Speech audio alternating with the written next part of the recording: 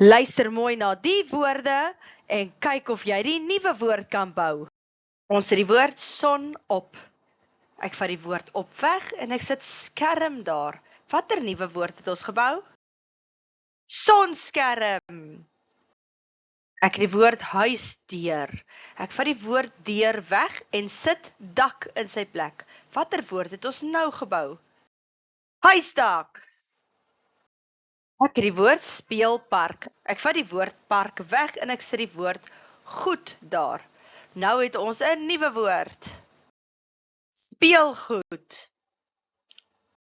Die woord kat, vis. Ek vat die woord vis weg. Ek sit kos in sy plek. Watter woord het ons nou? Katkos. Sit die woord hondeband. Ek vat die woord band weg en sit hok in sy plek. Wat is die nuwe woord? Hondehok. Ek het die woord boekwinkel. Ek vat winkel weg en sit rak in sy plek. Watter woord het ons nou? Boekrak. Ek het die woord klippad.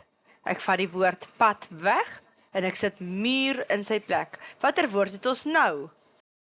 Klipmuur. Ek het die woord bergpas. Ek vat die woord pas weg. Ek sit top in sy plek. Watter woord het ons nou? Bergtop.